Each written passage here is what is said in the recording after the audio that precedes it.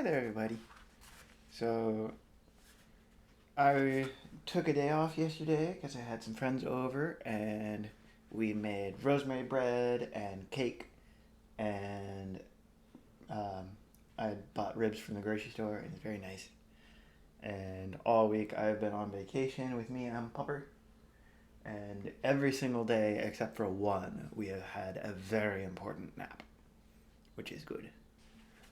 So I wanted to get as much of Stardust done today, and I might actually just do back-to-back recordings so that way you can finish it at the same time I finish it. Hee hee hee.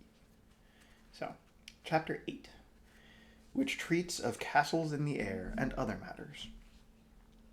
It was dawn in the mountains. The storms of the last few days had passed on the air and was passed on, and the air was clean and cold. Lord Septimus of Stormhold, tall and crow-like, walked up the mountain pass, looking about him as he walked, as if he were seeking something he had lost. He was leading a brown mountain pony, shaggy and small. Where the pass grew wider, he stopped, as if he had found what he was looking for beside the trail. It was a small, battered chariot, little more than a goat cart, which had been tipped onto its side. Nearby it lay two bodies. This was the first of that white billy goat. Yeah. The first of that The first was that of a white billy goat, its head stained red with blood. Septimus prodded the dead goat experimentally with its foot, moving its head. It had received a deep and fatal wound to its forehead, equidistant between its horns. Next to the goat was the body of a young man, his face as dull in death as it had been in life.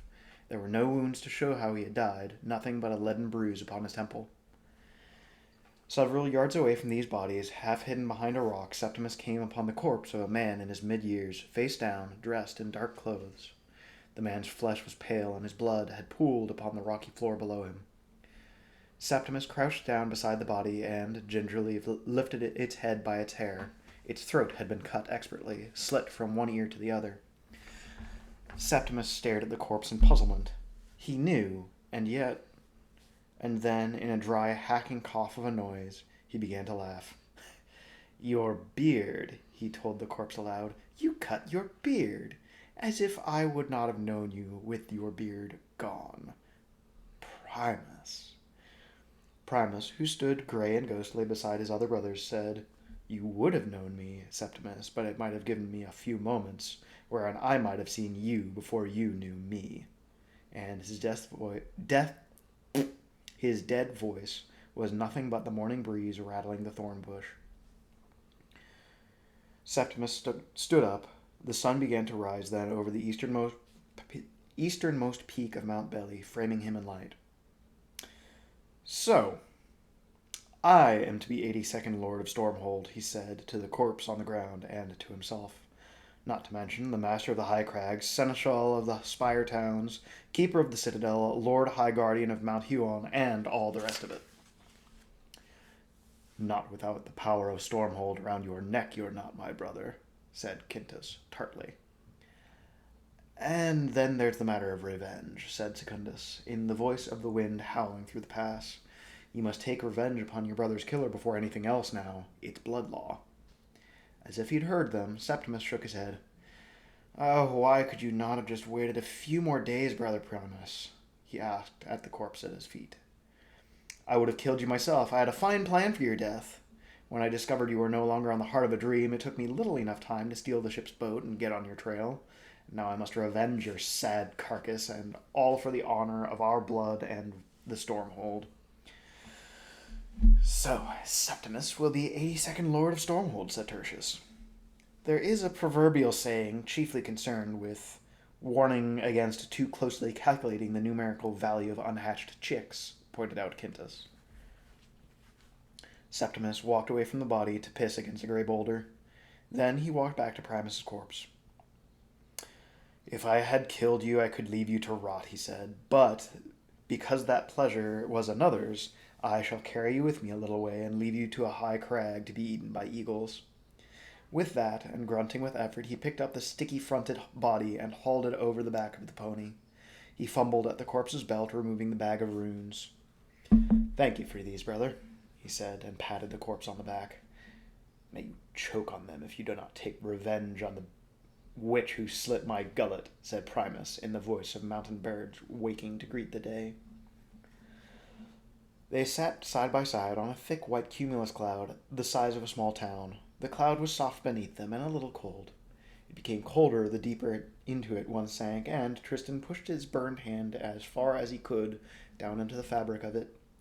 It resisted him slightly, but accepted his hand.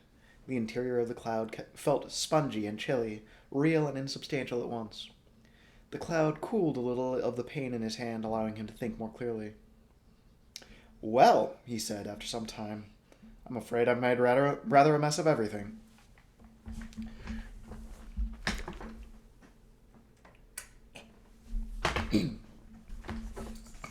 The star sat on the cloud beside him, wearing the robe she'd borrowed from the woman in the inn, with her broken leg stretched out on the thick mist in front of her. "You saved my life, didn't you?" "I suppose I must have done, yes." "I hate you," she said. "I've hated you for everything already, but now I hate you most of all." Tristan flexed his burned hand in the blessed cool of the cloud. He felt tired and slightly faint. "Any particular reason?" "Because," she told him, her voice taut, "now that you've saved my life, you are by law of my people responsible for me and I for you. Where you go, I must also go." "Oh. That's not bad, is it?" "I would rather spend my days chained to a vile wolf or a stinking pig or a marsh goblin," she told him flatly. "Oh, I'm honestly not that bad," he told her. "Not when you get to know me. Look, I'm sorry about all that chaining you up business. Perhaps we should start over again. Just pretend it never happened. Here now. My name is Tristan Thorn. Pleased to meet you." And he held out his unburned hand to her. "Oh, Mother Moon, defend me. I would sooner take the hand than..." "I'm sure you would," said Tristan, not waiting to find out what he was going to be unflatteringly compared to this time. "I've said I'm sorry," he told her. "Let's start fresh. I'm Tristan Thorn. Pleased to meet you." The air was thin and chill, so high above the ground, but the sun was warm, and the cloud shapes about them reminded Tristan of a fantastical city or an unearthly town. Far, far below he could see the real world, the sunlight pricking out every tiny tree, turning every winding river into a thin silver snail trail, glistening and looping across the landscape of fairy. "Well?" said Tristan. "Ay," said the star. "It is a mighty joke, is it not? Whither thou goest, there I must also go, even if it kills me." She swirled the surface of the cloud with her hand, rippling the mist. Then, momentarily, she touched her hand to Tristan's. "My sisters call me Yvain," she told him, "for I was an evening star." "Well, look at us. A fine pair, you with your broken leg and me with my hand." "Show me your hand." He pulled it from the cool cloud. His hand was red. Blisters were coming up on each side of it, and on the back of it, where the flames had licked his flesh. "Does it hurt?" she asked. "Yes. Quite a lot, really." "Good," said Yvain. "If my hand had not been burned, you probably would have been dead now," he pointed out. She had the grace to look down, ashamed. "You know," he added, changing the subject, "I left my bag at that mad woman's inn. We have nothing now, save the clothes we stand up in." "Sit down," corrected the star. "There's no food, no water. We're half a mile or so above the earth, with no way of getting down, and no control over where the cloud is going, and both of us are injured." "Did I leave anything out?" "You forgot the bit about clouds dissipating and vanishing into nothing," said Yvain. "They do that. I've seen them. I could not survive another fall." "Well, we're probably doomed then, but we may as well have a look around while we're up here." He helped Yvain to her feet, and, awkwardly, the two of them took several faltering steps on the cloud. Then Yvain sat down again. "Oh, this is no use," she told him. "You go and look around. I'll wait here for you." "Promise? No running away this time?" "I swear it. On my mother the moon, I swear it," she said. "You saved my life." And with that, Tristan had to content himself. Her hair was mostly gray now, and her face was pouched and wrinkled at the throat and eyes, at the corners of the mouth. There was no color to her face, although her skirt was vivid, a bloody splash of scarlet. It had been ripped up at the shoulder, and beneath the rip could be seen, puckered and obscene, a deep scar. The wind whipped her hair about her face as she drove the black carriage on through the barrens. The 4 stallions stumbled often, thick sweat dripped from their flanks, and bloody foam dripped from their lips. Still their hoofs pounded along the muddy path through the barrens, where nothing rose. The witch queen, oldest of the Lilim, reined in the horses behind a pinnacle of rock, the color of verdigris, which jutted from the marshy soil of the barrens like a needle. Then, as slowly as might be expected from a lady no longer in her first, or even her second youth, she climbed down from the driver's seat to the wet earth. She walked about the coach and opened the door. The head of the dead unicorn, her dagger still in its socket, flopped down as she did so. The witch clambered up into the coach and pulled open the unicorn's mouth. Rigor mortis was starting to set in, and the jaw opened only with difficulty. The witch woman bit down hard on her own tongue, bit hard enough that the pain was metal sharp in her mouth, bit down until she could taste the blood. She swirled it around in her mouth, mixing the blood with spittle. She could feel that several of her front teeth were beginning to come loose. Then she spat on the dead unicorn's piebald tongue. Blood flecked her lips and chin. She grunted several syllables that shall not be recorded here. The black speech of Mordor. Then pushed the unicorn's mouth closed once more. Get out of the coach, she told the dead beast. Stiffly, awkwardly, the unicorn raised its head. Then it moved its legs like a newborn foal or fawn just learning to walk, and then twitched and pushed itself up onto all fours and, half climbing, half falling, it tumbled out of the carriage door and onto the mud, where it raised itself to its feet. Its left side, upon which it had lain in the coach, was swollen and dark with blood and fluids. Half blind, the dead unicorn stumbled towards the green rock needle until it reached a depression at its base, where it dropped to the knees of its forelegs in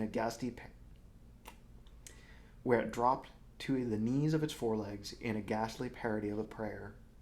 The witch queen reached out and pulled her knife from the beast's eye, then sliced it across its throat. Blood began to ooze too slowly from the gash that she had made. She walked back to the carriage and returned with her cleaver. Then she began to hack at the unicorn's neck until she'd separated it from the body, and the severed head tumbled onto the rock hollow, now filling with a dark red puddle of brackish blood. She took the unicorn's head by the horn and placed it beside the body on the rock.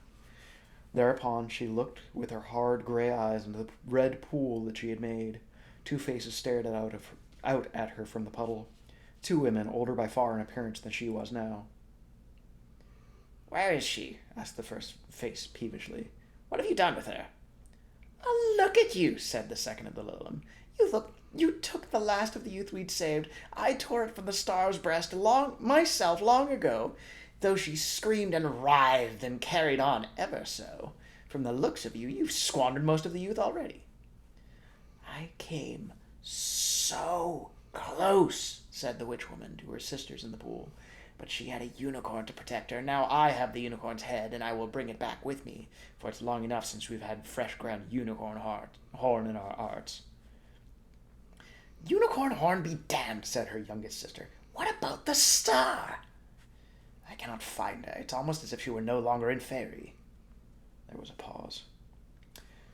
No, said one of her sisters. She is still in fairy, but she is going to the market at the wall, and that is too close on the world side of to the world on the other side of the wall. Once she goes into that world, she will be lost to us.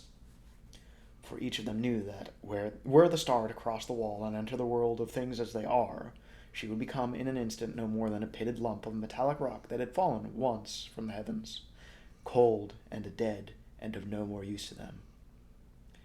Then I shall go to Diggory's Dyke and wait there, for all who go to wall must pass that way. The reflections of the 2 old women gazed disapprovingly out of the pool. The witch queen ran her tongue over her teeth. That one at the top will be out by nightfall, she thought, the way it wobbles so. And then she spat into the bloody pool. The ripples spread across it, erasing all traces of the Lilim. Now the pool reflected only the sky of the barrens, and the faint white clouds far above them. She kicked the headless corpse of the unicorn so it stumbled over onto its side. Then she took up its head and carried it with her up to the driver's seat. She placed it beside her, picked up the reins, and whipped the restive horses into a tired trot. Tristan sat at the top of the spire of cloud and wondered why none of the heroes of the Penny Dreadfuls he used to read so avidly were never hungry. His stomach rumbled, and his hand hurt him so. Adventures are all very well in their place, he thought, but there's a lot to be said for regular meals and freedom from pain. Still, he was alive, and the wind was in his hair, and the cloud was scudding across the sky like a galleon at full sail. Looking out over the world from above, he could never remember feeling so alive as he did that moment. There was a skyness to the sky and a nowness to the world that he had never seen nor felt nor even realized before. He understood that he was, in some way, above his problems, just as he was above the world. The pain in his hand was a long way away. The thought about his actions and his adventures, and about the journey ahead of him, and it seemed to Tristan that the whole business was suddenly very small and very straightforward. He stood up on the cloud spire and called, "Hello!" several times, as loudly as he could, not unlike a dog. "Hello! Hello!" He even waved his tunic over his head, feeling a little foolish as he did so. Then he clambered down the spire. 10 feet from the bottom, he missed his footing and fell into the misty softness of the cloud. "What were you shouting about?" asked Yvain. "Not to let people know we were here," Tristan told her. "What people?" "You never know. Better I should call people who aren't there than that people who are there should miss us because I didn't say anything." She said nothing in reply to this. "I've been thinking," said Tristan, "and what I've been thinking is this. After we're done with what I need, got you back to Wall, giving you to Victoria Forrester, perhaps we could do what you need." "Oh, what I need?" "Well, you want to go back, don't you? Up into the sky, shine, and again at night, so we can sort that out." She looked up at him and shook her head. "Well, that doesn't happen," she explained. "Stars fall. They don't go back up again." "Wait, you could be the first. You have to believe, otherwise it's never going to happen." "It will never happen," she told him. "No more than your shouting is going to attract anyone up here where there isn't anyone. It doesn't matter if I believe or not. That's just the way things are. How's your hand?" "Hurts." "How's your leg?" "Hurts. But not as badly as before." "Ahoy!" said a voice from far above them. "Ahoy down there! Parties in need of assistance." Glinting golden in the sunlight was a small ship, its sails billowing, and a ruddy, mustachioed face looking down at them from over the side. And honestly, I really want to think of this one as my one of my friends, Matt Province. "Who absolutely wizard! Was that you, young feller me lad, a-leaping and cavorting just now?" "It was," said Tristan, "and I think we're in need of assistance, yes." "Righto," said the man. "Get ready to grab the ladder, then." "I'm afraid my friend has a broken leg. I've also hurt my hand. I don't think either of us can climb a ladder." "Oh, not a problem. We can pull you up." And with that, the man tumbled a long rope ladder over the side of the ship. Tristan caught it with his good hand, and he held it steady while Yvain pulled herself onto it. Then he climbed on below her. Her face vanished from the side of the ship as Tristan and Yvain dangled awkwardly on the end of the rope ladder. The wind caught the skyship, causing the ladder to pull up from the cloud, and Tristan and Yvain to spin slowly in the air. "Now haul!" shouted several voices in unison, and Tristan felt them being hauled up several feet. "Haul! Haul! Haul!" Each shout signaled them being pulled higher. The cloud upon which they had been sitting was now no longer below them. Instead, there was a drop of what Tristan supposed must be a mile or more. He held on tightly to the rope, hooking the elbow of his burned hand about the rope ladder. Another jerk upwards, and Yvain was level with the top of the ship's railing. Someone lifted her up with care and placed her upon the deck. Tristan clambered over the railing himself and tumbled down onto the oaken deck. The ruddy-faced man extended a hand. "Welcome aboard. This is the free ship Perdita, bound on a lightning hunting expedition. Captain Johannes Albrecht at your service." He coughed deep in his chest, and then, before Tristan could say a word in reply, the captain spied Tristan's left hand and called, "Mega! Mega, blast you, where are you? Over here! Passengers in need of attention. There, me lad, Mega'll see to your hand. Weed at 6 bells, you shall sit at my table. 6 bong! Eh, what?" Soon, a nervous-looking woman with an explosive mop of carrot-red hair, Mego, was escorting him below decks and smearing a thick green ointment on his hand, which cooled and eased the pain. And remember, if the ointment were pink and smelled faintly of bacon, it would be an ointment. Dad jokes are great. And then he was being led into the mess, which was a small dining room next to the kitchen, which he was delighted to discover they referred to as the galley, just as they had in the sea stories he had read. Tristan did indeed get to eat at the captain's table, although there was in fact no other table in the mess. In addition to the captain and Mego, there were 5 other members of the crew, a disparate bunch, who seemed content to let Captain Albrecht do all of the talking, which he did, with his ale pot in one hand and the other hand alternatively concerned with holding his stubby pipe and conveying food into his mouth. Really should just use a spoon. The food was a thick soup of vegetables, bean, and barley, and it filled Tristan and contented him. To drink, there was the clearest, coldest water that Tristan had ever tasted. The captain asked them no questions about how they came to find themselves high on a cloud, and they volunteered no answers. Tristan was given a berth with Oddness, the first mate, and a quiet gentleman with large wings and a bad stammer, while Yvain berthed in Mego's cabin, and Mego herself moved into a hammock. Tristan often found himself looking back on his time on the Perdita during the rest of his journey through Faerie as one of the happiest periods of his life. The crew let him help with sails and even gave him a turn at the wheel from time to time. Sometimes the ship would sail above a dark storm cloud, as big as mountains, and the crew would fish for lightning bolts with a small copper chest. The rain and the wind would wash the deck of the ship, and often he would find himself laughing with exhilaration while the rain ran down his face, and gripping the rope railing with his good hand to keep from being tumbled over the side by the storm. Mego, who was a little taller and a little thinner than Yvain, had lent her several gowns, which the star wore with relief, taking pleasure in wearing something new on different days. Often she would climb out onto the figurehead, despite her broken leg, and sit, looking down at the ground below. "How's your hand?" asked the captain. "A lot better, thank you," said Tristan. The skin was shiny and scarred, and he had little feeling in the fingers, but Mego's salve had taken most of the pain and sped the healing process immeasurably. He had been sitting on the deck, with his legs dangling over one side, looking out. "We'll be taking anchor in a week to take provisions and a little cargo. Might be best if we were to let you off down there." "Oh, thank you," said Tristan. "You'll be closer to Wall. Still a good 10-week journey, though, maybe more, but Mego said she's nearly got your friend's leg up to snuff. It'll be able to take her weight again soon." They sat side by side. The captain puffed on his pipe, still full of soup. His clothes were covered in a fine layer of ash, and when he was not smoking his pipe, he was chewing at the stem or excavating the bowl with a sharp metal instrument, or tamping in new tobacco, or soup. "You know," said the captain, staring off into the horizon, "it wasn't entirely fortune that we found you. Well, I mean, it was fortune that we found you, but it'd also be true to say that I was keeping half an eye out for you. I and the few others about the place." "Why? And how did you know about me?"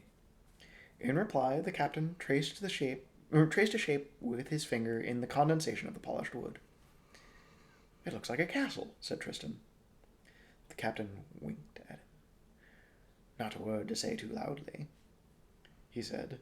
"Even up here, think of it as a fellowship." Tristan stared at him. "Do you know a little hairy man with a hat and an enormous pack of goods?" The captain tapped his pipe against the side of the boat. A movement of his hand had already erased the picture of the castle. Aye, and he's not the only member of this fellowship with an interest in your return to Wall. Which reminds me, you should tell the young lady that if she fancies trying to pass for anything other than what she is, she might well give the impression that she eats anything from time to time. I never mentioned Wall in your presence, said Tristan. When you asked where I came from, I said behind us, and when you asked where I was going, I said ahead of us. That's my boy, said the captain. Exactly. Another week passed, on the 5th day of which Mego pronounced Yvain's splint ready to come off. She removed the makeshift bandages and the splint, and Yvain practiced hobbling around the decks from bow to stern, holding onto the rails. Soon she was moving about the ship without difficulty, albeit with a slight limp. On the 6th day there was a mighty storm, and they caught 6 fine lightning bolts in their copper box. On the 7th day they made port. Tristan and Yvain said their goodbyes to the captain and the crew of the free ship Perdita. Mego gave Tristan a small pot of the green salves for his hand, for Yvain to rub on her leg. The captain gave Tristan a leather shoulder bag with dried meats and fruits and fragments of tobacco, a knife, and a tinderbox. Oh, it's no bother, lad. We're taking on provisions here anyway. While Mego gave Yvain a gift of a blue silk gown sewn with tiny silver stars and moons. It looks so much better on you than it ever has on me, dear. The ship moored beside a dozen other similar skyships at the top of a huge tree, large enough to support hundreds of dwellings built into the trunk. It was inhabited by people and dwarves and gnomes and sylvans and other, even queerer folks. There were steps about the trunk, and Tristan and the star descended them slowly. Tristan was relieved to be back on something attached to solid ground, and yet, in some way, he could never have put into words, he felt more disappointed, as if, when his feet touched the earth once more, he had lost something very fine. It was 3 days of walking before the harbor tree disappeared over the horizon. They traveled west, towards the sunset, along a wide and dusty road. They slept beside hedgerows. Tristan ate fruit and nuts from bushes and trees, and he drank from clear streams. They discovered few other people on the road. When they could, they stopped at small farms where Tristan would put in an afternoon's work in exchange for food and some straw in the barn to sleep upon. Sometimes they would stop in the towns and villages upon the way to wash and eat, or, in the star's case, to feign eating, and to room whenever they could afford it at the town's inn. In the town of Simlock under the hill, Tristan and Yvain had an encounter with a goblin press gang that might have ended unhappily, with Tristan spending the rest of his life fighting the goblins' endless wars beneath the earth, had it not been for Yvain's quick thinking and her sharp tongue. In Bernard's forest, Tristan outfaced one of the great tawny eagles who would have carried them both back to its nest to feed its young, and was afraid of nothing at all, save fire. In a tavern at Folkestone, Tristan gained great renown by reciting from memory Coleridge's Kubla Khan from the 23rd Psalm, the Quality of Mercy speech from The Merchant of Venice, and a poem about a boy who stood on the burning deck where all but he had fled, each of which he had been obliged to commit to memory in his school days. He blessed Mrs. Cherry for her efforts in making him memorize verse until it became apparent that the townsfolk of Folkestone had decided that he would stay with them forever and become the next bard of the town. Tristan and Yvain were forced to sneak out of the town at the dead of night, and they only escaped because Yvain persuaded, by some means on which Tristan was never entirely clear, all of the dogs of town not to bark as they left. Because not every dog is a good boy. Some of them are good girls.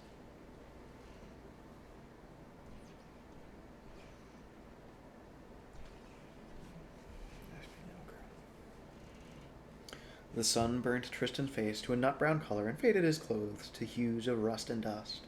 Yvain remained as pale as the moon, and she did not lose her limp, no matter how many leagues they covered. One evening, camped at the edge of a deep wood, Tristan heard something he'd never heard before, a beautiful melody, plaintive and strange. It filled his head with visions and filled his heart with awe and delight. The music made him think of spaces without limits, of huge crystalline spheres which revolved with unutterable slowness through the vasty halls of the air. The melody transported him, took him beyond himself. After what might have been long hours and might have been only minutes, it ended, and Tristan sighed. "That was wonderful," he said. The star's lips moved involuntarily into a smile, and her eyes brightened. Thank you. I suppose that I have not felt like singing until now. I've never heard anything like it. Some nights, my sisters and I would sing together, sing songs like that one, all about the Lady Our Mother and the nature of time and the joys of shining and of loneliness. I'm sorry, he said. Don't be, she told him. At least I'm still alive. I was lucky to have fallen in fairy, and I think I was probably lucky to have met you. Thank you, said Tristan. You're welcome, said the star. She sighed then in her turn and stared up at the sky through the gaps in the trees. Tristan was looking for breakfast. He'd found some young puffball mushrooms in a plum tree covered in purple plums, which had ripened and dried almost to prunes, when he spotted the bird in the undergrowth. He'd made no attempt to catch it.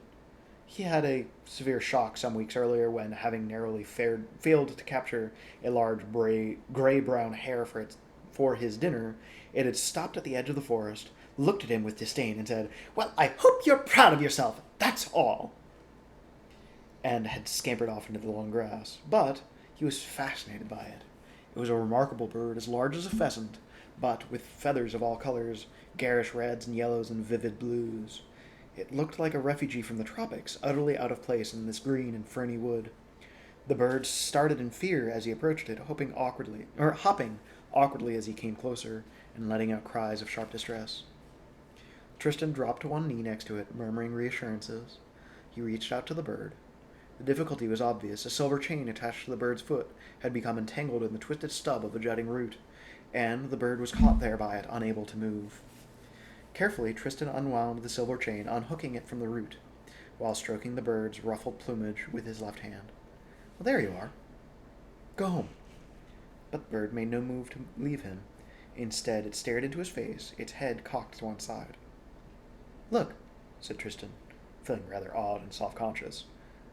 "Someone will probably be worried about you." He reached down to pick up the bird. Then something hit him, stunning him. Although he had been still, he felt as if he had just run at full tilt into an invisible wall.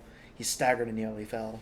"Thief!" shouted a cracked old voice. "I shall turn your bones to ice and roast you in front of a fire. I'll pluck your eyes out and tie one to a herring and the other to a seagull, so the twin sights of sea and sky shall make you into madness. Shall take your tongue into make your tongue into a writhing worm, and your fingers shall become razors, and fire ants shall itch your skin. So each time you scratch yourself—" "Oh, there's no need to belabor your point," said Tristan to the old woman.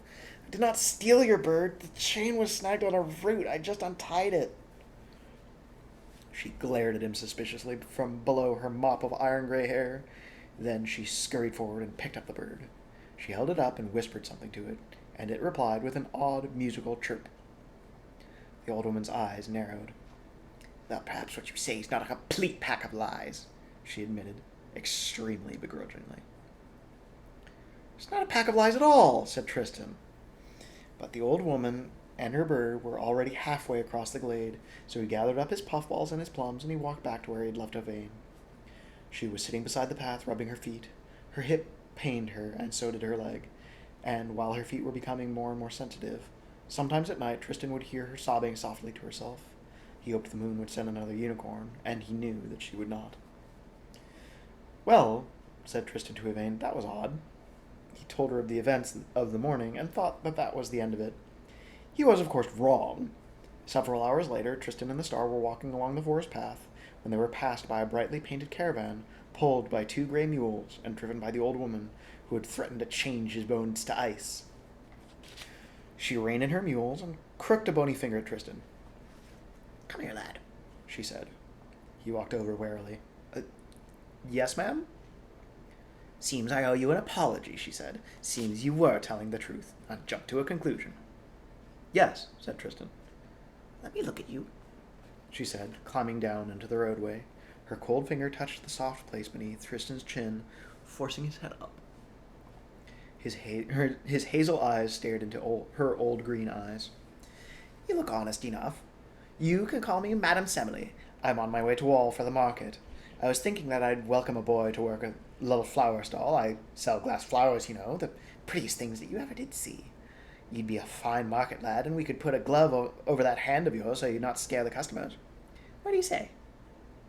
Tristan pondered and said, "Excuse me," and he went over and conferred with Yvain. Together they walked back to the old woman. "Good afternoon," said the star. "We've discussed your offer, and we thought that—" "Well?" asked Madame Semele, her eyes fixed upon Tristan. "Don't just stand there like a dumb thing. Speak! Speak!" "I have no desire to work for you at the market," said Tristan, "for I have business of my own that I shall need to deal with there. However, if we could ride with you, my companion and I are willing to pay you for the passage." That's of no use to me. I can gather my own firewood, and you'd be just another weight for faithless and hopeless to pull. I take no passengers. She climbed back up into the driver's seat. "But I could pay you." The harridan cackled with scorn. "There's never a thing you could possess that I would take for your passage. Now, if you'll not work for me at the market at the wall, then be off with you." Tristan reached up to the buttonhole of his jerkin and felt it there, as cold and perfect as it had been through all of his journeyings. He pulled it out and held it up to the old woman between a finger and thumb. "You sell glass flowers, you say? Would you be interested in this one?" It was a snowdrop made of green glass and white glass. Cunningly fashioned, it seemed as if it had been plucked from the meadow grass that very morning, and the dew was still upon it. The old woman squinted at it for a heartbeat, looking at its green leaves and its tight white petals. Then she let out a shriek. It might have been an anguished cry of some bereft bird of prey. "Where'd you get that?" she cried. "Give it to me! Give it to me this instant!" Tristan closed his finger about the snowdrop, concealing it from view, and he took a couple of steps backwards. He said aloud. "It occurs to me now that I have a deep fondness for this flower, which was a gift from my father when I commenced my travel, and which I suspect carries with it a tremendous personal and familial importance. Certainly it has brought me luck of one kind or another. Perhaps I would be better off keeping the flower, and my companion and I can walk to wall." Madame Semele seemed torn between her desire to threaten and to cajole, and the emotions chased each other so nakedly across her face that she seemed almost to vibrate with the effort of keeping them in check. And then she took herself in hand and said, in a voice that cracked with self-control, Now, let's not be hasty. I'm certain that a deal can be struck between us." "Oh," said Tristan, "I doubt it, but it would need to be a very fine deal to interest me, and it would need certain guarantees of safe conduct and such safeguards as to assure that your behavior and actions towards me and my companion remained at all times benign." Let me see the snowdrop again," pleaded the old woman. The bright-colored bird, its silver chain about one leg, fluttered out of the open door of the caravan and gazed down at the proceedings beneath. "Ah, the poor thing," said Yvain. "Chained up like that, why do you not set her free?" But the old woman did not answer her, ignoring her, or so Tristan thought, and said, "I will transport you to Wall. I swear upon my honor and upon my true name that I will take no action nor harm you upon the journey, or by inaction or indirect action allow harm to come to me or my companion." "As you say." Tristan thought for a moment. He certainly did not trust the old woman. "I wish for you to swear to me that we shall arrive in Wall in the same manner and condition and state that we are in now, and that you will give us board and lodging upon the way."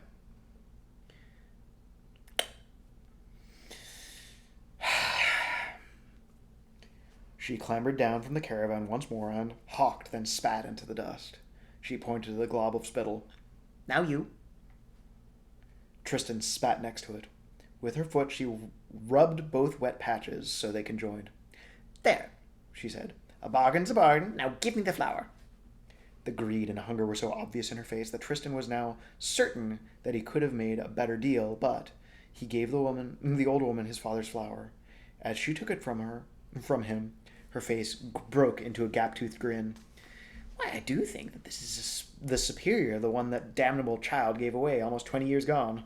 Now tell me, young man," she asked, looking up at Tristan with her sharp old eyes, "do you know what manner of thing you've been wearing in your buttonhole?"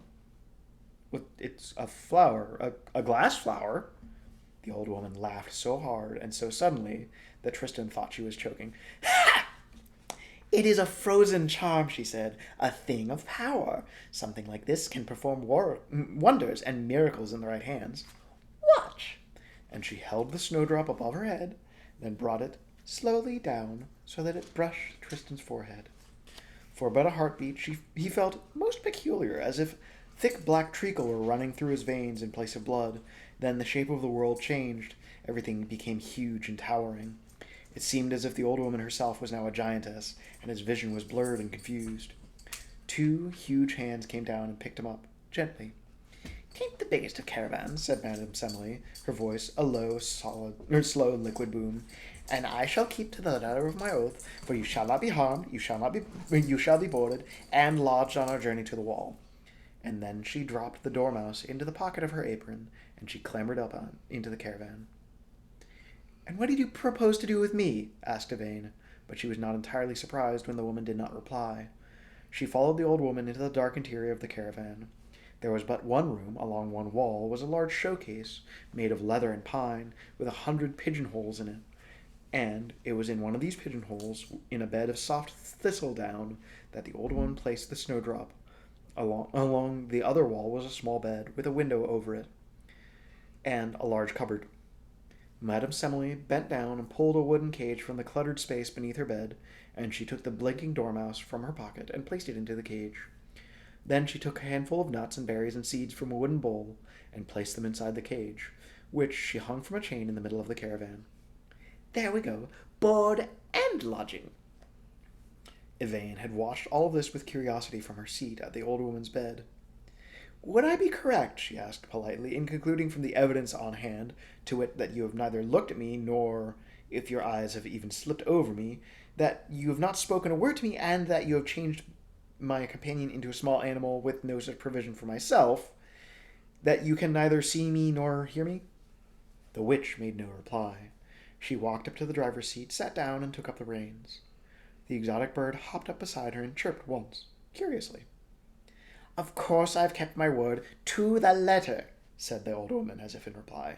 "He shall be transformed back at the market meadow, so shall regain his own form before he comes to all, and, after I have turned him back, I shall make you human again, for I still have to find a better servant than you silly little slut. I could not have been doing with him all underfoot. I could not have been doing with him underfoot all livelong day, poking and prying and asking questions, that I'd have had to feed him with a bargain, and more than nuts and seeds." She hugged herself tightly and swayed back and forth. "Oh, you'll have to get up pretty early in the morning to put one past me, and I do believe that bumpkin flower was even finer than the one you lost to me all those years ago." She shook the reins, and the mules began to amble down the forest track.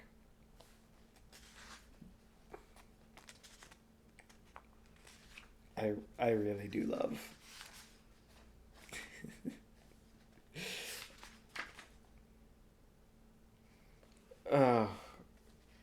I just want to reread the name of the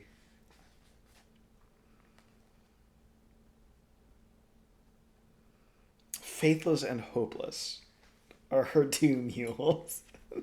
Just love those names. While the witch drove, Yvain rested upon her musty bed. The caravan clacked and lurched its way through the forest. When it stopped, she would awake and rise. While the witch slept, Yvain would sit on the roof of the caravan and look up at the stars. Sometimes the witch's bird would sit with her, and then she would pet it and make a fuss of it, for it was good to have something about that acknowledged her existence. But when the witch was about, the bird ignored her utterly. Yvain also cared for the dormouse, who spent most of his time fast asleep, curled up with his head between his paws. When the witch was off gathering firewood or fetching water, Yvain would open his cage and stroke him and talk to him, and on several occasions she sang to him, although she could not tell whether anything of Tristan remained in the dormouse, who watched up at her with placid, sleepy eyes like droplets of black ink, and whose fur was softer than down. Her hip did not pain her now that she was not walking every day, and her feet did not hurt her so much. She would always limp, she knew, for Tristan was no surgeon when it came to mending a broken bone, although he'd done the best that he could. Margot had acknowledged as much. Then, when, as happened infrequently, they encountered other people, the star did her best to stay out of sight. However, she soon learned that even should someone talk to her within the witch's hearing, should someone, as once a woodcutter did, point to her and ask Madame Semele about her, the witch never seemed able to perceive Yvain's presence, nor even to hear anything pertaining to her existence. And so the weeks passed, in a rattling, bone-jarring sort of way, in the witch's caravan for the witch and the bird and the dormouse and the fallen star. So I think we'll go ahead and put in a chapter break, but I will read 2 for the next video, because I think that is quite enough to get you 2 bedtime stories. Or rather, to get you 1 bedtime story now and 1 after. So, anyway, if you decide to keep listening, then I hope you enjoy it. And if you decide to go to bed, well, get some rest and do your best to become somebody who you can be proud of. And if people can hate without reason, then I can love you for exactly the same. So, love you very much. Get some sleep.